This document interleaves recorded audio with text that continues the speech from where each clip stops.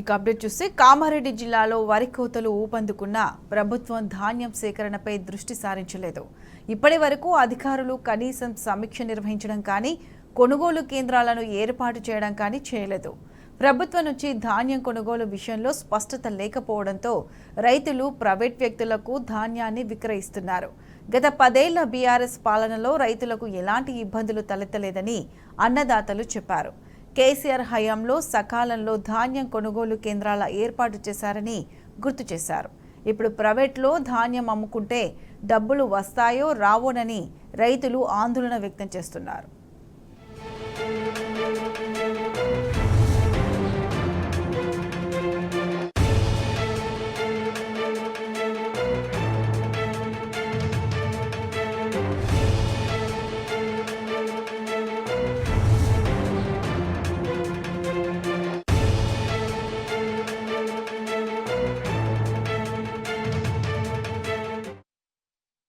Right, Kamareddy జిల్లాలో వరి కోతలు ప్రారంభమైన ప్రభుత్వం ధాన్యం సేకరణపై దృష్టి సారించలేదు. దీనిపై పూర్తి అప్డేట్స్ మా ప్రతినిధి రవీందర్ అందిస్తారు.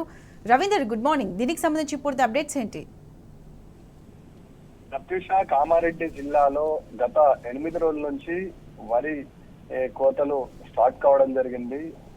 ప్రారంభ దశల్లోనే ప్రభుత్వ యంత్రాంగం స్పష్టత ఇవ్వడంలో పూర్తిగా విఫలమైందని చెప్పొచ్చు. వరి కోతలు, వరి కొనుగోలు కేంద్రాల విషయంలో ప్రభుత్వం స్పష్టత ఇచ్చిన దాఖలా లేదు. ఈ పాటికే చందూరు, వర్ని, మోస్త్రా, నర్సులాబాదు, కోటగిరి, ఈ పాటాపు బాన్సోడ నియోజకవర్గానికి వస్తుంది. ఈ నేపథ్యంలో వరి కోతలు ముందుగా ఇక్కడ పంటలు వేయడం ఇక్కడ ఆనవాయితీ. ఈ ఆనవాయితీ ప్రకారం ఇక్కడ పంటలు క్రమేపీ ఇప్పుడు కోత దశకు రావడం జరిగింది. దాదాపుగా ఇక్కడ 1,80,000 ఎకరాల వరి వేయడం జరిగిన రైతులు. ఈ విషయం దగ్గర ప్రభుత్వం దగ్గర పూర్తి స్థాయిలో నివేదిక కూడా కనువైంది. ఈ నేపథ్యంలో కాంటాలు ప్రభుత్వం కొనుగోలు కేంద్రాలు గతంలో 10 సంవత్సరాల నుంచి బీఆర్ఎస్ ప్రభుత్వం ఆధ్వర్యంలో ఏర్పాటు చేయడం జరుగుతుంది. కానీ ఇప్పటి వరకు వరి కోతలు స్టార్ట్ అయినాయి.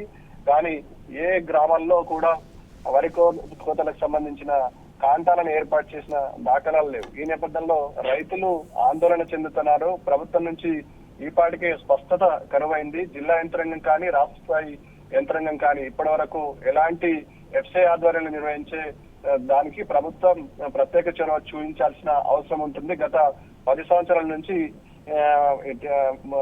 మాజీ ముఖ్యమంత్రి కేసీఆర్ సారథ్యంలో ధాన్యం కొనుగోలు కేంద్రాలను ఏర్పాటు చేసి పగడ్బందీగా ఐకేపీ అదేవిధంగా డిసిసిపి ఆధ్వర్యంలో అదేవిధంగా సమైక్య మహిళా సంఘాల ఆధ్వర్యంలో కొనుగోలు కేంద్రాలను ఏర్పాటు చేసి సకాలంలో 3 రోజుల్లో వారికి డబ్బులు వారి ఖాతాలో జమ చేసేది. కానీ ఆ పద్ధతికి పూర్తిగా పంగనామాలు పెట్టిందని చెప్పవచ్చు. ఇప్పటి వరకు వరి ధాన్య కొనుగోలు కేంద్రాలు ఏర్పాటు చేస్తారా చేయరనే విషయంలో జిల్లా యంత్రాంగం నుంచి ఎలాంటి స్పష్టత లేదు. జిల్లా యంత్రాంగానికి రైతులు అడిగితే రాష్ట్ర స్థాయిలో తీసుకోవాల్సిన నిర్ణయం, మేము రాష్ట్ర స్థాయి నుంచి ఇప్పటి వరకు ఎలాంటి గైడ్ లైన్స్ రాలేదు కాబట్టి ఇప్పుడు కొనుగోలు కేంద్రం చేయడం కష్టమైనట్టుగా సమాచారం అందుతుంది.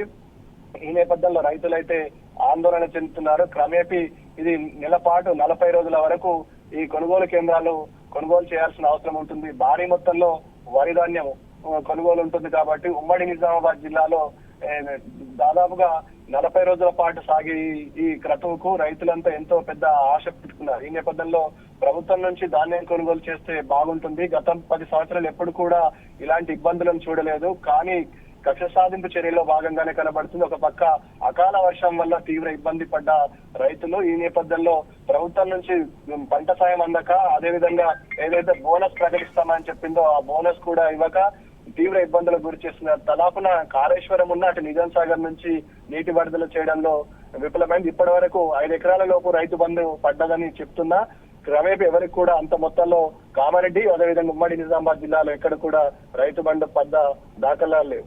ఏది ఏమైనప్పటికీ రైతు విషయంలో గవర్నమెంట్ స్పష్టత ఇవ్వాల్సిన అవసరం ఉంటుంది.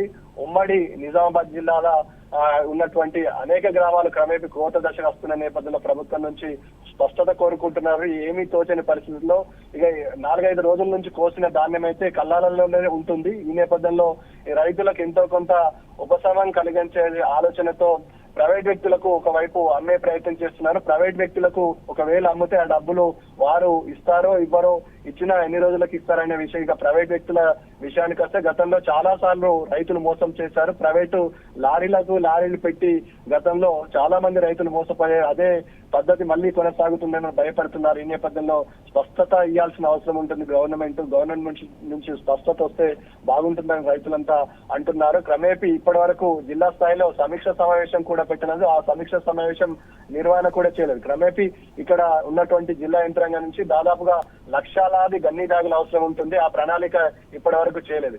జిల్లా యంత్రాంగం నుంచి స్పష్టత ఇవ్వాల్సిన అవసరం ఏదైనా ఉంటుందని జిల్లాలో ఉన్న రైతులంతా అంటున్నారు. Right Ravinder, thank you.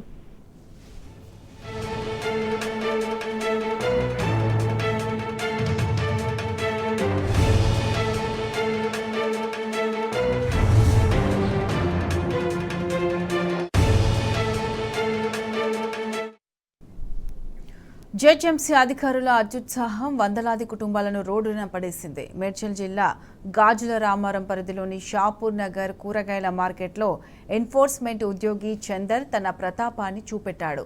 రోడ్డుపై ఉన్న తోపుడు బండ్లను పక్కకు జరపాలన్న డీసీ ఆదేశాలను బేఖాతరు చేస్తూ ఏకంగా జేసీపీ తీసుకొచ్చి తోపుడు బండ్లు కూరగాయల షాపులను పూర్తిగా ధ్వంసం చేశాడు. జెడ్ఎంసీ ఎన్ఫోర్స్మెంట్ ఉద్యోగి చందర్ అధికారుల తీరును నిరసిస్తూ వ్యాపారులు రోడ్లపై ధర్నా చేశారు.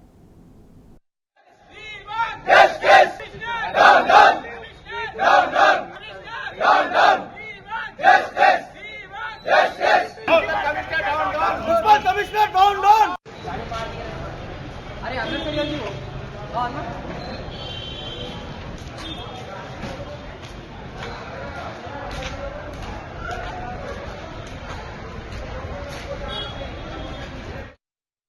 నిజానికి 2017లోనే గ్రీన్ మార్కెట్ జోన్లో భాగంగా జేహెచ్ఎంసీ ఈ షాపుల యజమానులకు లైసెన్సులు మంజూరు చేసింది. నిబంధనల ప్రకారం కనీసం నోటీసులు కూడా ఇవ్వకుండా తెల్లవారుజామున కూల్చివేయడంపై బాధితులు ఆగ్రహం వ్యక్తం చేశారు. అనాలోచిత చర్యలతో దాదాపు 400 షాపులు ధ్వంసం కాగా 2000 మంది రోడ్డున పడ్డారని ఆవేదన వ్యక్తం చేశారు. ఓ ఉద్యోగి దూకుడు చర్యలతో తీవ్ర నష్టం జరగడంతో రంగంలోకి దిగిన అధికారులు వెంటనే చందర్ను సస్పెండ్ చేశారు. త్వరలోనే బాధితులకు న్యాయం చేస్తామని హామీ ఇచ్చారు.